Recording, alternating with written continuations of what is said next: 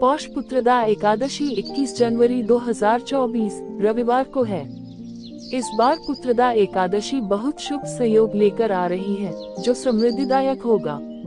इस एकादशी पर व्रत करने वालों को मां लक्ष्मी और नारायण का आशीर्वाद प्राप्त होगा। एकादशी पाप कर्मों से मुक्ति दिलाने वाला व्रत है। इसके प्रताप से हर संकट दूर होता है। श्री हरि की कृपा से सारे दोष खत्म हो जाते हैं और व्यक्ति मृत्यु के बाद मोक्ष को प्राप्त होता है।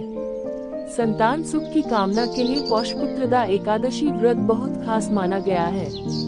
ऐसे में इस दिन बन रहे दुर्लभ संयोग व्रती की पूजा व्रत का दोगुना फल प्रदान करेंगे। जाने पौष पुत्रदा एकादशी व्रत का शुभ योग, मुहूर्त और महत्व। पौष पुत्रदा एकादशी के दिन 5 दुर्लभ योग सर्वार्थ सिद्धि, अमृत सिद्धि, ब्रह्म योग, शुक्ल योग और त्रिग्रही योग का संयोग बन रहा है।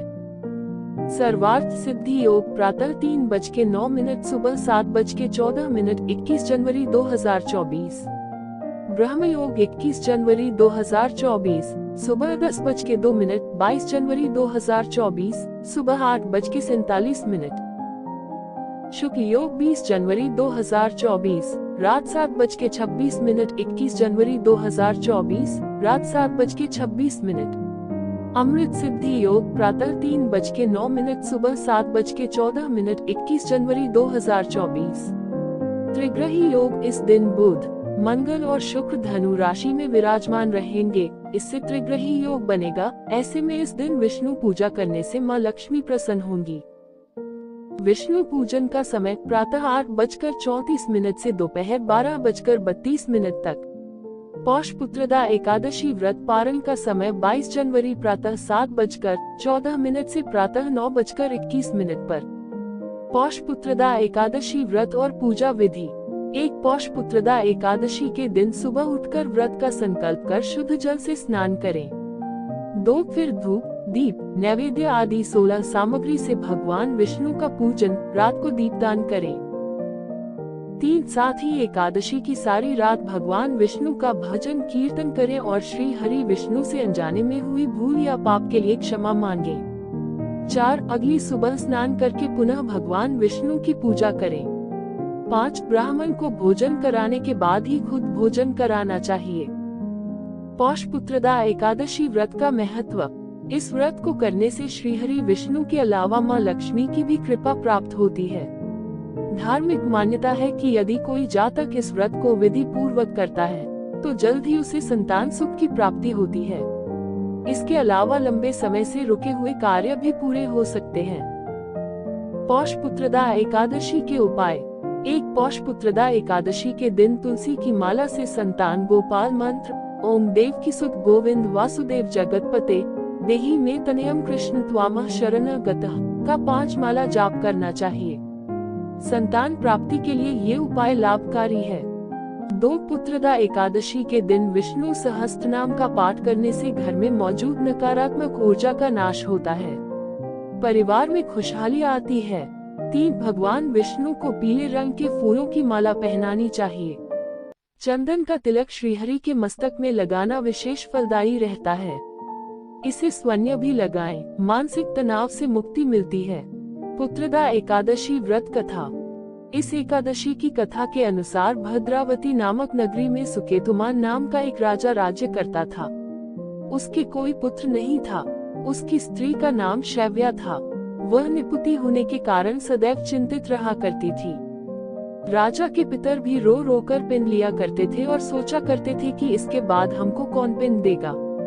राजा को भाई, बांधव, धन, हाथी, घोड़े, राज्य और मंत्री इन सब में से किसी से भी संतोष नहीं होता था।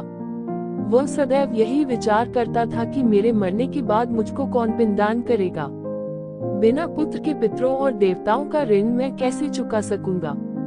जिस घर में पुत्र न हो उस घर में सदैव अंधेरा ही रहता है, इसलिए पुत्र उत्पत्ति के लिए प्रयत्न करना चाहिए। जिस मनुष्य ने पुत्र का मुख देखा है वह धन्य है।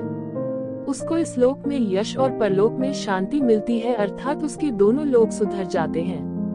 पूर्व जन्म के कर्म से ही इस जन्म में पुत्र, धन आदि प्राप्त होते हैं। राजा इसी प्रकार रात दिन चिंता में लगा रहता था। एक समय तो राजा ने अपने शरीर को त्याग देने का निश्चय किया, परंतु आत्मघात को महान पाप समझकर उसने ऐसा नहीं किया। एक दिन राजा ऐसा ही विचार करता हुआ अपने घोड़े पर चढ़कर वन को चल दिया तथा पक्षियों और वृक्षों को देखने लगा। उसने देखा कि वन में मृग, व्याघ्र, सुअर, सिंह, बंदर, सर्प आदि सब भ्रमण कर रहे हैं।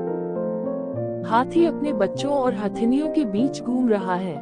इस वन में कहीं तो गीदड़ अपने कर्कश स्वर में बोल रहे हैं, कहीं उल्लू ध्वनि कर रहे हैं।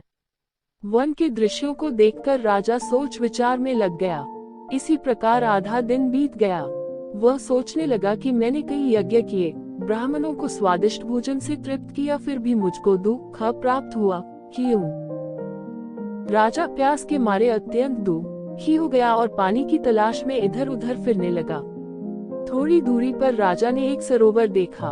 उस सरोवर में कमल खिले थे तथा सारस, हंस, मगरमच्छ आदि विहार कर रहे थे।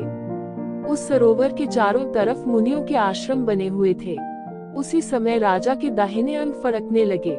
राजा शुभ शकुन समझकर घोड़े से उतरकर मुनियों को दंडवत प्रणाम करके बैठ गया।